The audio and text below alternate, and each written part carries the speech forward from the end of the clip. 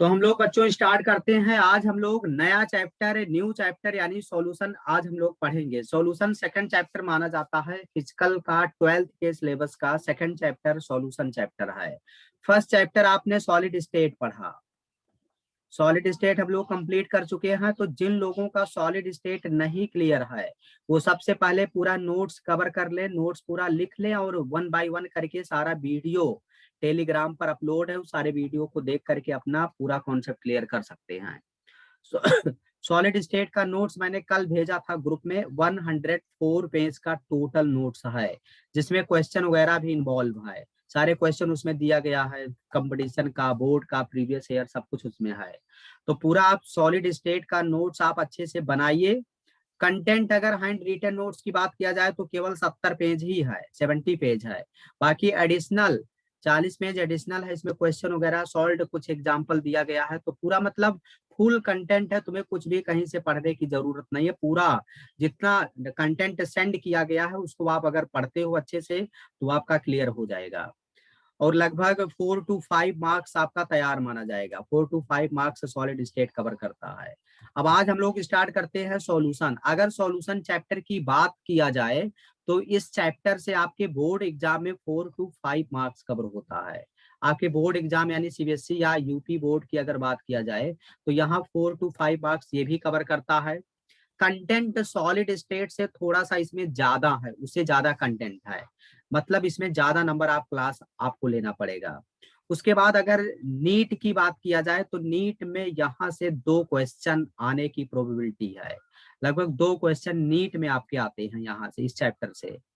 और अगर जेई की बात किया जाए तो लगभग 1 क्वेश्चन आपके जेई एग्जाम में आता रहता है। जेई में यहाँ से एक क्वेश्चन आता रहता है सॉल्यूशन चैप्टर से। तो इसका मतलब ये हुआ कि ये चैप्टर आपके लिए बहुत ही इंपॉर्टेंट है, मतलब सारे एग्जाम में इस चैप्टर से वेटेज है, तो आपको अच्छे से ये चैप्टर कवर करना है।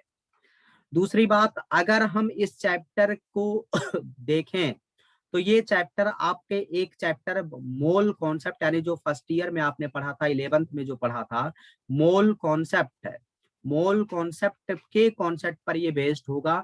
मतलब इस चैप्टर में बीच बीच में मोल कॉन्सेप्ट इन्वॉल्व हो जाएगा। तो आपका मोल कॉन्सेप्ट अगर क्लियर है, कॉन्सेप्ट आपका यहाँ क्लियर है, तो आपको इस चैप्टर में बहुत ही आसानी होने वाला है। मान लिया अगर मोल कॉन्सेप्ट आपका नहीं क्लियर है तो आपको बहुत ही तकलीफ होगा इस चैप्टर में, लेकिन बहुत ज्यादा डरने की जरूरत नहीं है। पूरा मोल कॉन्सेप्ट को मैं मिक्स कर करके न्यूमेरिकल कराऊंगा, पूरा कॉन्सेप्ट आपको बताऊंगा। अगर इस चैप्टर की बात किया जाए तो हमें 3 पार्ट में इस चैप्टर को पढ़ना होगा। इस चैप्टर को मेनली अगर देखा जाए 3 पार्ट में मैं पढ़ाऊंगा। मैं हमारा जो मतलब टीचिंग जो है इसमें मैं 3 तरीके से इसको एक्सप्लेन करूंगा, बताऊंगा 3 पार्ट में। पहला तो ये होगा कि मैं कंसंट्रेशन टर्म के सारे कॉन्सेप्ट को क्लियर करूंगा। कंसंट्रेशन टर्म मतलब न्यूमेरिकल पोर्शन टाइप का होता है, न्यूमेरिकल वाला पोर्शन जो 11th के कंटेंट को ज्यादा कवर करेगा, कंसंट्रेशन टर्म जो न्यूमेरिकल वाला पोर्शन है। और उसके बाद तुषार क्या दिक्कत है?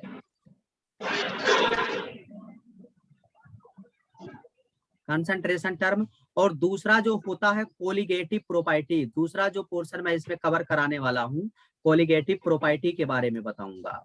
और तीसरा जो पार्ट हम लोग कवर करेंगे want half factor. Want half factor, want half factor एक टॉपिक होता है जो सारे कॉन्सेप्ट को इन्वॉल्व कर लेता है। तो ये हम लोग वांट हाफ फैक्टर कवर करने वाले हो, ध्यान से समझना। पहला तो हम लोग कंसंट्रेशन टर्म कवर करेंगे, और कंसंट्रेशन टर्म में जैसे परसेंटेज स्ट्रेंथ है और मास परसेंटेज, वॉल्यूम परसेंटेज और मोल और मोलैलिटी, नॉर्मेलिटी, मोलैलिटी, ये सब इसमें हम लोग कवर करेंगे। उसके बाद कोलिगेटिव प्रॉपर्टी हम लोग पढ़ेंगे। कोलिगेटिव प्रॉपर्टी अगर देखा जाए पूरी केमिस्ट्री में 4 कोलिगेटिव प्रॉपर्टी हैं, तो चारों कोलिगेटिव प्रॉपर्टी के बारे में सेकंड पार्ट में हम लोग पढ़ेंगे। और लास्ट में जो थर्ड पार्ट होगा, थर्ड पार्ट में वांट हाफ फैक्टर पढ़ना है। मतलब आपको ये अगर नहीं आएगा, फर्स्ट पार्ट अगर नहीं आएगा तो आप सेकंड पार्ट में फंसोगे, और अगर सेकंड पार्ट नहीं आएगा, फर्स्ट सेकंड नहीं आएगा तो आपको थर्ड में दिक्कत होगा। तो आपको सारे सीक्वेंस से एक एक टॉपिक कवर करना है।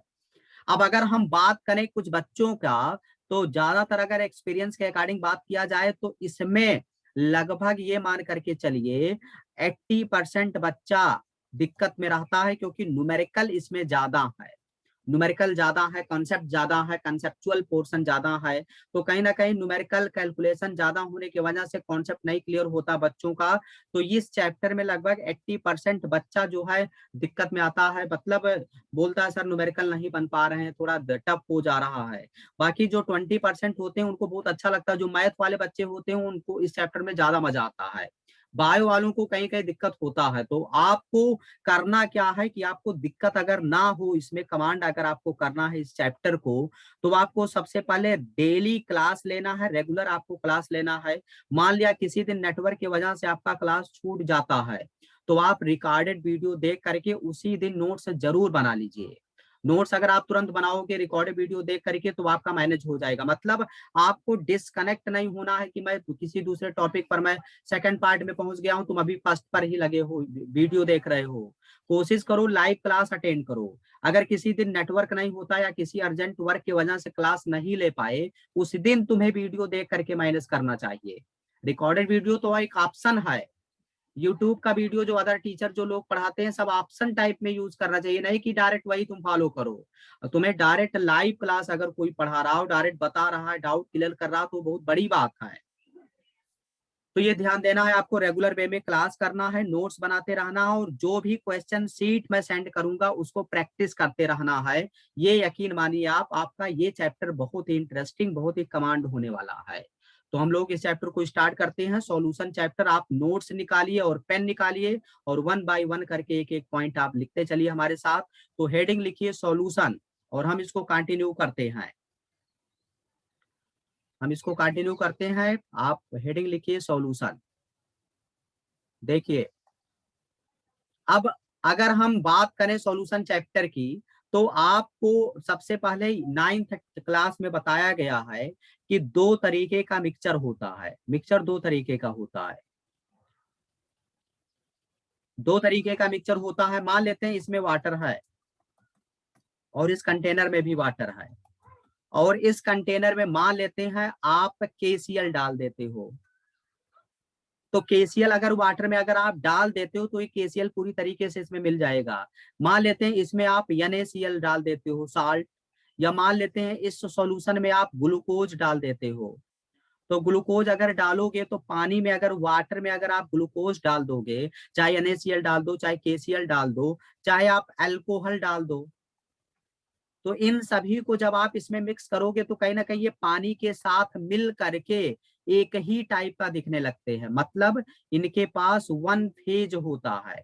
वन फेज का मतलब होता है एक ही टाइप का दिखने लगता है, मोनोफेजिक होता है। मोनोफेजिक का मतलब एक ही टाइप के दिखते हैं, मतलब इसमें ऐसा नहीं है कि नमक अलग दिख रहा, पानी अलग दिख रहा है, ये मिक्स होकर के एक ही टाइप का दिखता है। तो अगर दो या दो से अधिक कंपोनेंट को मिक्स किया जाए और मोनोफेजिक दिखने लगे, एक ही टाइप का अगर पूरा कंपोनेंट दिख रहा, तो ऐसे मिक्सचर को बच्चा लोग हम लोग बोलते हैं होमोजीनियस मिक्सचर। ऐसे मिक्सचर को हम लोग क्या बोलते हैं? होमोजीनियस मिक्सचर बोलते हैं। ये होमोजीनियस मिक्सचर का एग्जाम्पल हो जाता है। लेकिन अगर अगर आप अगर आप कोई कंटेनर लिए हैं, इसमें वाटर भरा हुआ है, और इसमें ऊपर से आप सैंड मिला दो, या ऊपर से अगर आप यहाँ इसमें मस्टर्ड ऑयल मिला दो, मस्टर्ड ऑयल, मस्टर्ड ऑयल मिला दो, तो मस्टर्ड ऑयल अगर मिलाते हो तो ऑयल के जो ड्रॉप्स होते हैं पानी पर ऐसे तैरते रहते हैं। मतलब ऑयल ड्रॉप्स जो है पानी में पूरी तरीके से मिक्स नहीं होता है, और इसमें आपको सैंड भी दिखेगा, पानी भी दिखेगा, मस्टर्ड ऑयल भी दिखेगा और पानी भी दिखेगा। मतलब ये बाईफेजिक है, ये बाईफेजिक दिखता है, मतलब दो तरीके का कंपोनेंट दिखता, मतलब मस्टर्ड ऑयल भी दिखेगा और पानी भी दिखेगा। तो अगर कहीं भी दो या दो से अधिक फेज दिखे, मतलब जब आप आंखों से अपने देखते हो तो दो या दो से अधिक अगर फेज दिख रहा है, तो ऐसे कंडीशन को, ऐसे मिक्सचर को हम लोग बोलते हैं बच्चों हेट्रोजीनियस मिक्सचर बोलते हैं। हेट्रोजीनियस मिक्सचर इसे बोलते हैं। हेट्रोजीनियस मिक्सचर है। तो 9th क्लास में ही हम लोग पढ़ चुके थे, दो तरीके का मिक्सचर होता, होमोजीनियस और हेट्रोजीनियस होता है। अब ये जो सॉल्यूशन चैप्टर हमें पढ़ना है, ये सॉल्यूशन चैप्टर होमोजीनियस मिक्सचर होता है। मतलब सॉल्यूशन चैप्टर हमें जो सॉल्यूशन पढ़ना है, सॉल्यूशन क्या होता है, होमोजीनियस मिक्सचर होता है। अगर हमारा कोई भी मिक्सचर दो या दो से अधिक कंपोनेंट को मिलाएं और होमोजीनियस मिक्सचर अगर बना रहा है, तभी वो सॉल्यूशन होगा, अदरवाइज वो सॉल्यूशन नहीं होगा। तो फिर वो क्या हो जाएगा, वो कोलाइडल सॉल्यूशन हो जाता है। और कोलाइडल सॉल्यूशन पूरा एक चैप्टर है, सरफेस केमिस्ट्री 5th चैप्टर है फिजिकल में, हमें कोलाइडल सॉल्यूशन भी बहुत डिटेल में पढ़ना है। तो अगर हमारा मिक्सचर होमोजीनियस मिक्सचर है तब तो वो सॉल्यूशन हो जाएगा। लेकिन अगर हमारा सॉल्यूशन हेट्रोजीनियस, अगर हमारा मिक्सचर हेट्रोजीनियस है तो वो कोलाइडल सॉल्यूशन आ जाएगा, तो फिर वो अलग चैप्टर ही हो जाता है।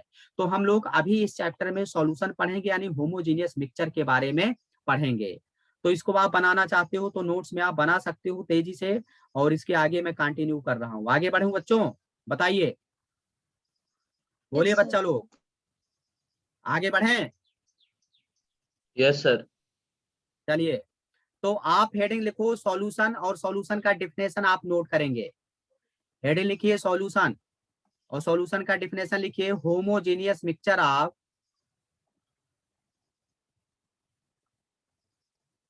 लिखिए होमोजीनियस मिक्सचर ऑफ, कंटिन्यू करो, नोट्स बनाओ।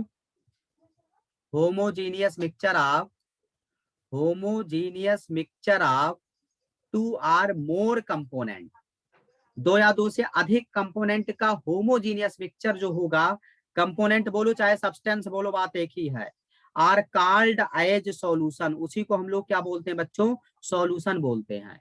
मतलब होमोजीनियस मिक्सचर ही क्या होगा, सॉल्यूशन होगा। इसका मतलब ये हुआ बच्चों कि हमारा जो सॉल्यूशन होगा वो होमोजीनियस मिक्सचर होगा।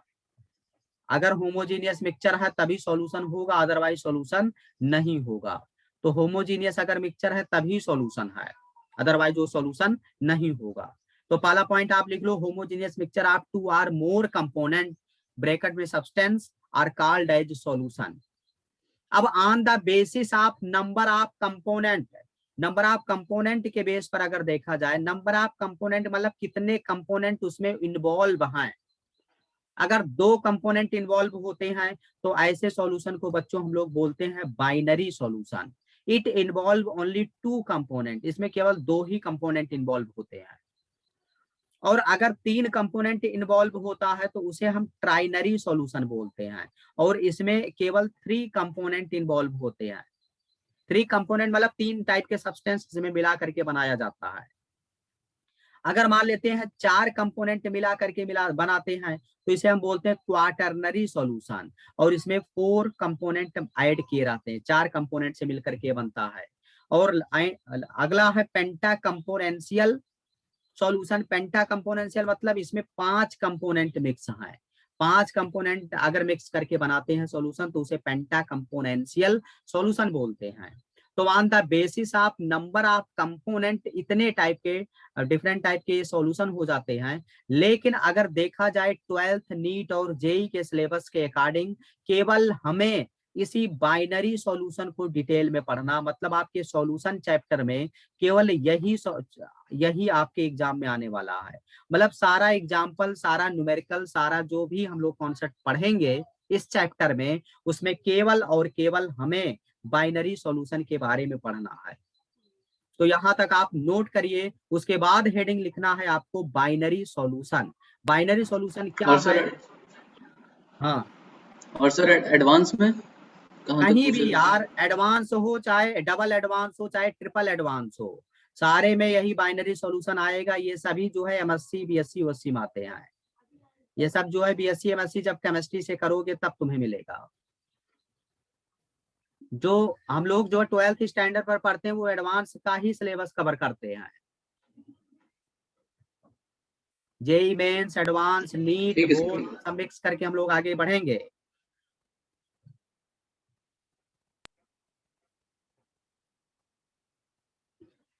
नोट करते रहिए बच्चों, जल्दी से फटाफट लिखते रहिए, नोट्स बनाना बहुत जरूरी है, जितना इफेक्टिव नोट्स बनाओगे उतना तुम्हें मजा आएगा पढ़ने में।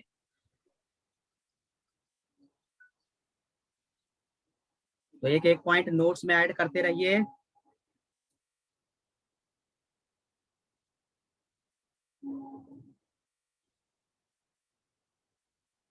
हो गया सर। हो गया, आगे बढ़े। Yes sir. चलो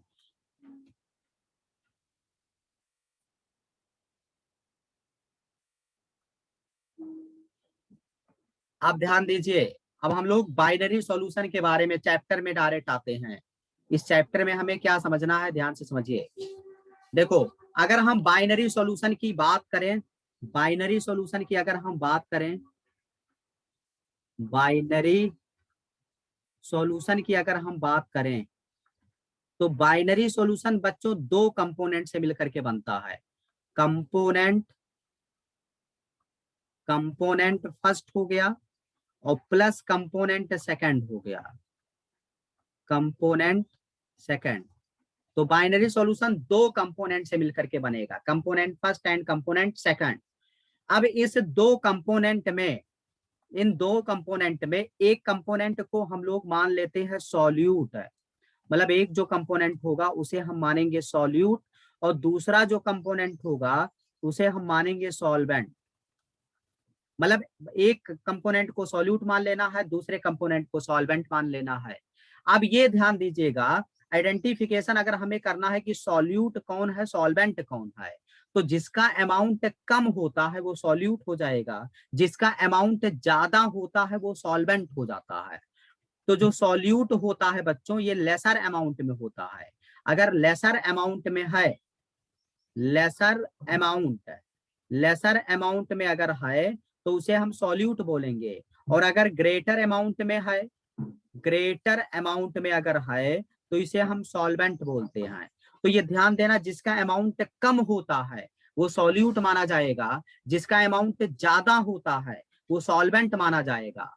ये ध्यान देना, 99.99% जो भी न्यूमेरिकल आएंगे वो सॉल्यूट का अमाउंट कम होगा, सॉल्वेंट का अमाउंट ज्यादा होगा। लेकिन कभी कभी क्या होता है, सॉल्यूट और सॉल्वेंट दोनों का अमाउंट बराबर हो जाएगा। दोनों का अमाउंट बराबर जब हो जाएगा तो उस कंडीशन में कब किसको सॉल्यूट मानना है किसको सॉल्वेंट मानना है उसको मैं नोट में आगे अभी बताऊंगा।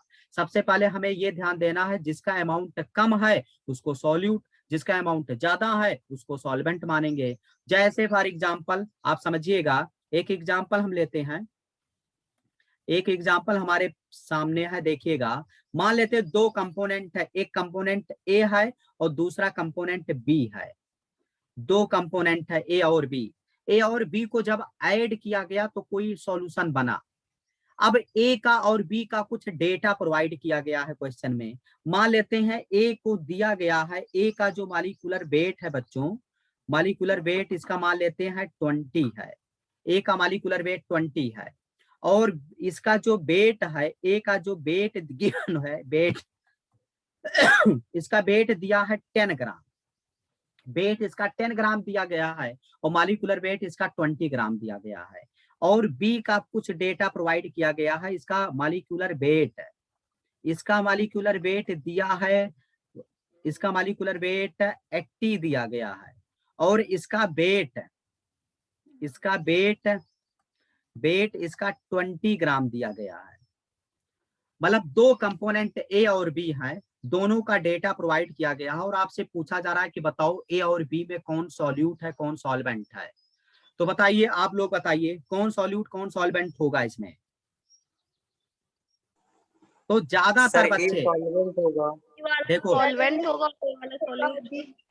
तो चलो समझो ज्यादातर बच्चे जो नहीं सोचेंगे जल्दी से आंसर दे देंगे। यहाँ अमाउंट देखो ज्यादा लग रहा है, यहाँ देखो अमाउंट ज्यादा 20 ग्राम लग रहा है, यहाँ 10 ग्राम लग रहा है। तो अगर देखा जाए वेट इसका ज्यादा, तो मैक्सिमम बच्चे बोलेंगे बी सॉल्वेंट है और ए सॉल्यूट है। बट आपको जल्दबाजी में आंसर नहीं करना है। यहाँ जो अमाउंट की बात किया जा रहा है ये amount in term of mole के बारे में बात कर रहा है। मतलब जो अमाउंट डिसाइड किया गया है वो मोल के रिस्पेक्ट में बात किया जा रहा है। इसका मतलब कुछ भी, चाहे वॉल्यूम में दिया हो, चाहे नंबर ऑफ पार्टिकल्स में दिया हो, चाहे जो है वेट में दिया हो, उसको मोल में बदलिए, और मोल में जिसका अमाउंट कम होगा वो सॉल्यूट हो जाएगा, जिसका अमाउंट ज्यादा होगा वो सॉल्वेंट हो जाएगा। तो जो अमाउंट हमें कंसीडर करना है वो मोल में कंसीडर करना है। तो चलो हम लोगों को सबसे पहले क्या करना चाहिए, सबसे पहले यहाँ हम लोगों को नंबर ऑफ मोल निकाल लेना चाहिए। तो अगर नंबर ऑफ मोल हम लोग निकालें,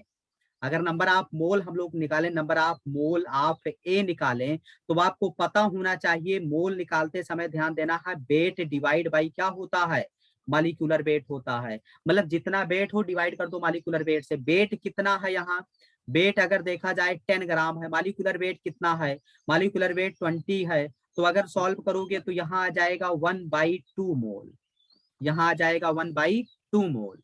अब यहाँ अगर इसका मोल हमें निकालना हो, number of mole of B अगर हमें निकालना हो, तो number of mole of B अगर निकालना है तो वेट और डिवाइड कर देंगे मॉलिक्यूलर वेट से, weight divide by molecular weight. Weight अगर देखा जाए कितना दिया है 20 दिया है, मॉलिक्यूलर वेट कितना दिया 80 दिया है। इसको जब बच्चा हम सॉल्व करेंगे तो 1/4 मोल आ जाएगा। तो अगर ये बताओ 1/4 बड़ा है कि 1/2 बड़ा है, 1/4 छोटा है, तो ये लेसर अमाउंट हो गया, ये लेसर अमाउंट है। और लेसर अमाउंट में जो होता है बच्चों उसे हम लोग क्या बोलते हैं, सॉल्यूट बोलते हैं। और अगर देखा जाए 1/2 बड़ा है तो ये ग्रेटर अमाउंट है। तो ग्रेटर अमाउंट में जो होता है बच्चों, ग्रेटर अमाउंट में जो होता है उसे हम क्या बोलते हैं, सॉल्वेंट बोलते हैं। तो इसका मतलब ए कंपोनेंट हो गया हमारा सॉल्वेंट और बी कंपोनेंट हमारा हो जाएगा सॉल्यूट है। तो आपको कोई भी ऐसे दिया जाए तो आप उसको मोल में बदल करके सॉल्यूट सॉल्वेंट आसानी से बता सकते हैं। और अगर बराबर दोनों हो जाते हैं तो उस कंडीशन में क्या करते हैं, तो 0.01% कभी पूछा भी जा सकता है। तो आपको अभी मैं बता रहा हूँ, नोट करके मैं लिख पाऊंगा। तो सबसे पहले आप इसको नोट्स में ऐड करिए, इसको लिख लीजिए, फिर आगे मैं बढ़ता हूँ। जल्दी से इसको नोट करिए सभी लोग इसको लिख लीजिए, फिर आगे बढ़ते हैं बच्चों। तेजी से इसको नोट करिए बच्चा लोग, फिर आगे बढ़ते हैं। और ये समझिएगा सॉल्यूशन का सारा वीडियो सीक्वेंस वाइज लगभग 25 लेक्चर सॉल्यूशन में लगने वाले हैं। और सारा वीडियो जो नया टेलीग्राम ग्रुप बना हुआ है, जो पेड वर्जन है, पेड वर्जन वाले में सारे वीडियो अपलोड किए जाएंगे, उसी में सारा वीडियो हम लोग अपलोड करेंगे। तो आप लोग अगर नहीं जुड़े हैं उस टेलीग्राम ग्रुप से तो आप लोग मैसेज कर दीजिए, उसमें आपको ऐड कर लेंगे, जिससे किसी दिन मान लिया तुम्हारा क्लास अगर छूट रहा है तो उसमें सारा कंटेंट तुम्हें मिलेगा। मतलब उसमें जुड़ने का मतलब ये हुआ कि तुम्हें केमिस्ट्री का पूरा कंटेंट रेगुलर वे में मिलता रहेगा। तुम्हें कुछ भी किसी भी ग्रुप से कोई मतलब ही नहीं है, सारा कंटेंट एक ही ग्रुप में। जैसे आपको कोचिंग में मिलता है कि आप क्लास में आ गए तो तुम्हारा पूरा मतलब सेटिस्फैक्शन टाइप का हो जाता है, सेटिस्फाई वाला। तो वो पूरा मतलब उस ग्रुप में अगर जुड़े हो तो पूरा प्राइवेट टाइप का है, उसमें केवल वही बच्चा जुड़ेगा जो पेड वर्जन में है, जो रेगुलर है, फीस सबमिट करता है, या मतलब किसी दिक्कत की वजह से फीस नहीं भी सबमिट कर पाया, गार्जियन से बात अगर करा दिया तब भी उसका एक आध दो बच्चों का वैलिड है मान लिया जाता है। उसमें फालतू बच्चे जो मतलब टाइम पास वाले हैं उनको किसी भी कीमत पर ऐड नहीं किया जाएगा। तो आप इसको नोट करिए, उसके बाद मैं आगे बढ़ता हूं, जल्दी से लिखिए।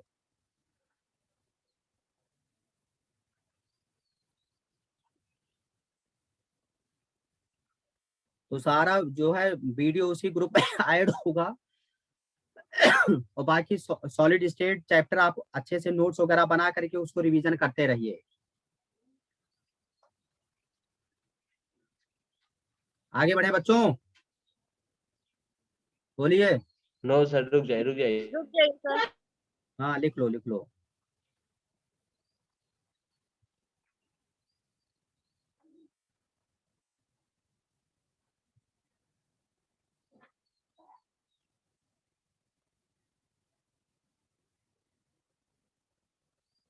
हो गया सर।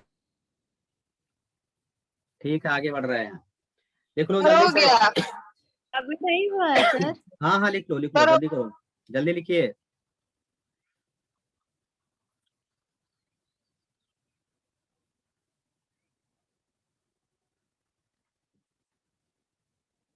जल्दी लिखिए।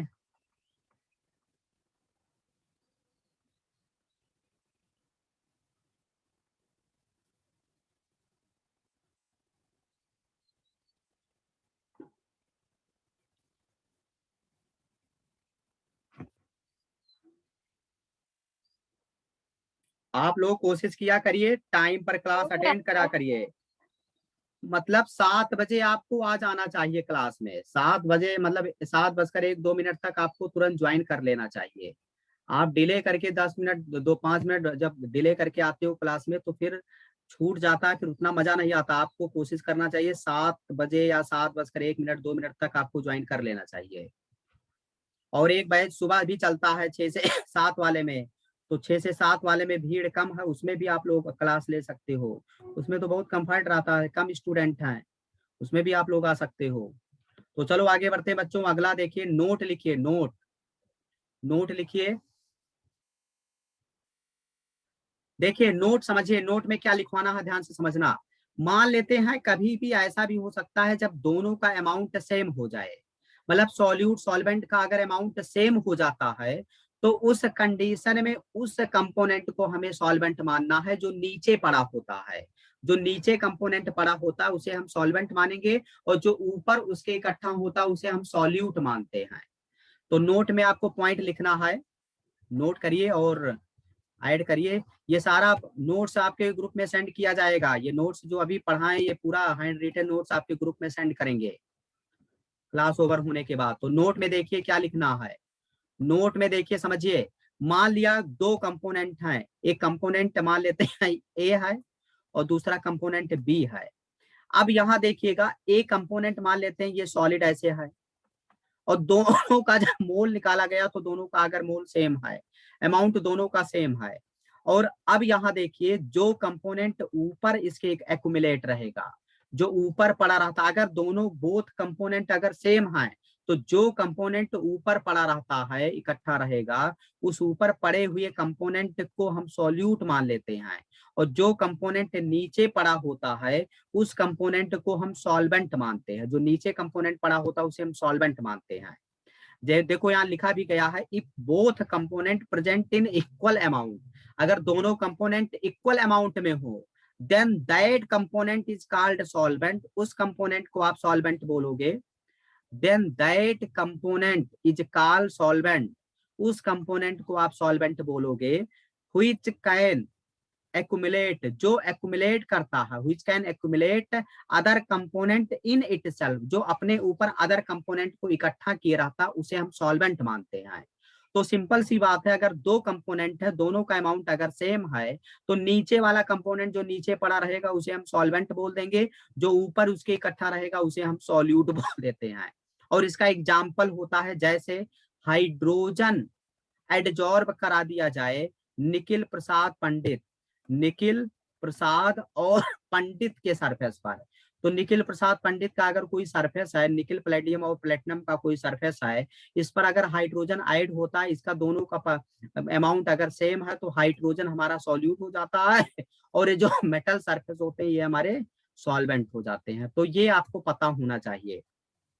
इसका मतलब ये हुआ बच्चों, इसका मतलब ये हुआ, नोट में सेकंड पॉइंट हम लिखेंगे और ये सेकंड पॉइंट रिलेशन बन करके आपके ऑप्शन में आता है। बाइनरी सॉल्यूशन में अगर देखा जाए तो कभी भी ये ध्यान देना, number of mole of solute है कभी भी ज्यादा नहीं हो सकता है, कम होगा किससे, number of mole of solvent से, और या तो बराबर हो जाएगा। तो 99.99% कम ही होगा, 0.1% जो है बराबर हो सकता है। तो ये ध्यान देना सॉरी, ये ध्यान देना बच्चों कि कभी भी number of mole of solute है ज्यादा नहीं हो सकता है number of mole of solvent से, या तो कम होगा या तो फिर बराबर होगा। तो ये रिलेशन तुम्हें पता होना चाहिए। कभी कभी आपके एग्जाम में आ जाता है which of the following relation is correct, तो 4 ऑप्शन दे देगा, कभी इधर ग्रेटर कर देगा, कभी इक्वल कर देगा, कभी लेस कर देगा। तो ये ध्यान देना, number of mole of solute